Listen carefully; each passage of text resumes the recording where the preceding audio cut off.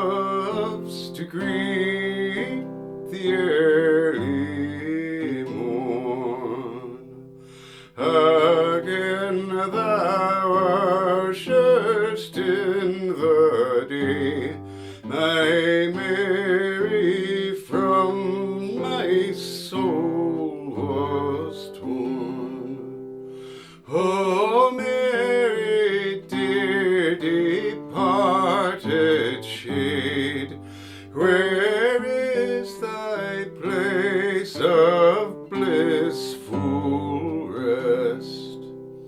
Seest thou thy lover lowly laid?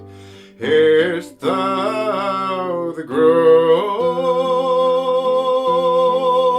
that rend his breast?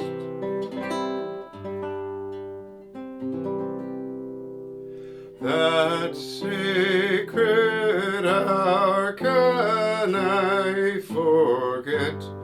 Can I forget the hallow'd grove, where by the winding air we met to live one day of parting love?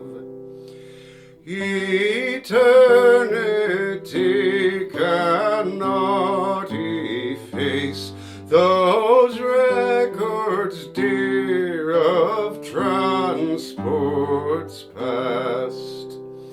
Thy image at our last embrace, oh, little thought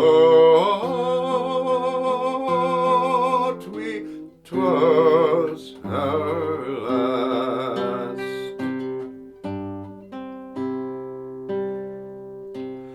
Ere gurgling kissed his pebbled shore, o'erhung with wild woods thickening green, the fragrant birch and hawthorn hoar twined amorous round the raptur'd scene. The flowers sprang wanton to be prest, the birds sang love on every spray, till too soon the glowing west proclaimed the speed of a winged day.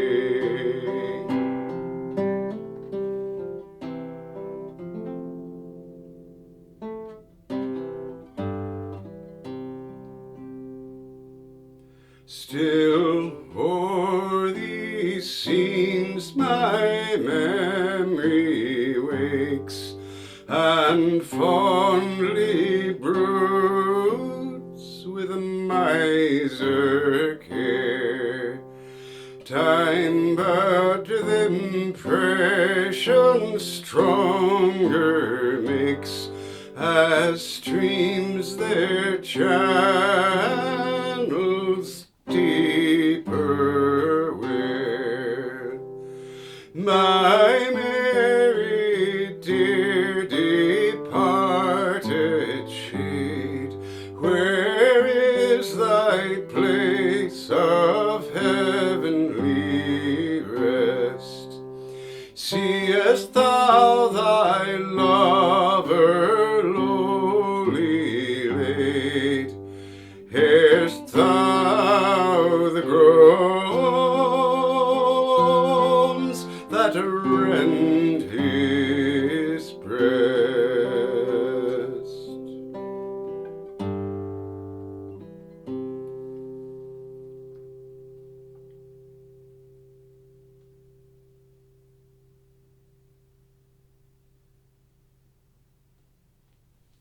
merry dear departed shade,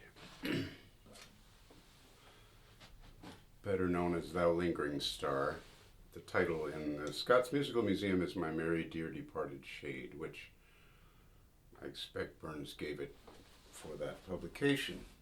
That tune is called Captain Cook's Death by Lucy Johnston Oswald. Is that not correct? Yeah. I've been unable to find the original set of the tune by her, so that's as published in Scots Musical Museum, which tended to change tunes. I'd really love to see the original if it exists. So far I've been unable to track it down. That was one of Burns's most popular pieces during the 19th century.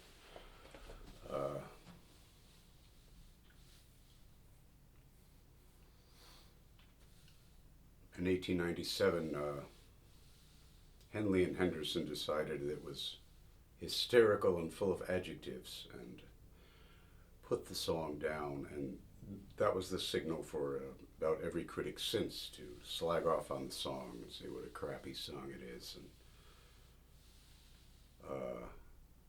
Serge Hovey didn't even include it in his book. He said, oh, it's not even a song, it's a recitation. Anyway, to me it's probably the most extraordinary use of language in any of Burns's songs, and one of the most courageous expressions of grief ever written. There's a lot to say about it, which is more than I'll have time for here, but I want to mention that in the last stanza, you've got these long vowels. So listen to the long vowels. Still o'er these scenes my memory wakes, and fondly broods with miser care. Time but th' impression stronger makes, as streams their channels deeper wear. You can't sing that fast. Long vowels slow you down. But more extraordinary is that the name Mary appears, the sounds of the name of Mary appear in each line there, disembodied. So listen again. Still o'er these scenes my memory wakes, and fondly broods with miser care. Time but th' impression stronger makes, as streams their channels deeper wear. My Mary comes back to it. In the first stanza, it's O Mary. In the second one, it's My Mary. And I think what the triumph of this song, and let me give some background. He was at a very chaotic time in his life and planning to emigrate to Jamaica, and he made plans with this young woman, Mary Campbell, and they pledged to each other, exchanged Bibles, and we have one of them with Robert swearing himself to her, and they parted in May of 1786, and that was the last time he saw her. They met by the River Aire, spelled A-Y-R, or A-I-R-E, depending on what mood Burns was in, but she died. He got a letter, she died.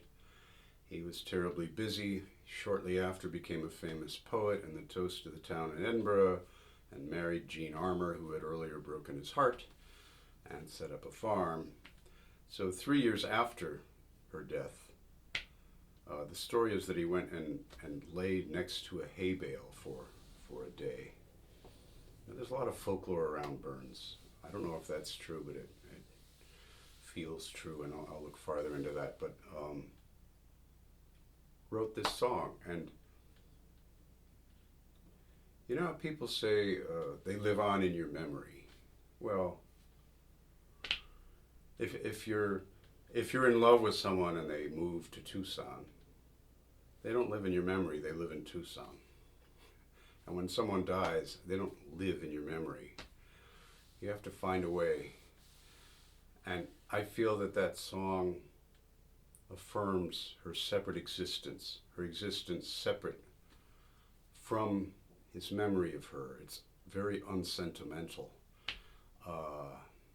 It's very large. It's very frightening. I think this is the problem with the critics and this song, is that they simply don't want to deal with the depth of emotion it expresses. Perhaps you're not one of those types of people and can appreciate this for what it is. It's truly a memorial to her, and it's truly affirming her reality as a separate spirit.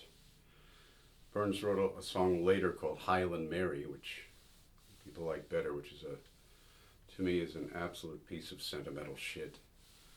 That's one of those You Live in My Memory songs, which he churned out for a melody for his second publisher, but I'll probably record that eventually here as well. I don't know, that one kind of makes me sick to sing. But this one is anyone who's experienced real grief, I think, might find some comfort here. Anyway, that's it. I hope you'll subscribe to my channel. My merry dear departed shade.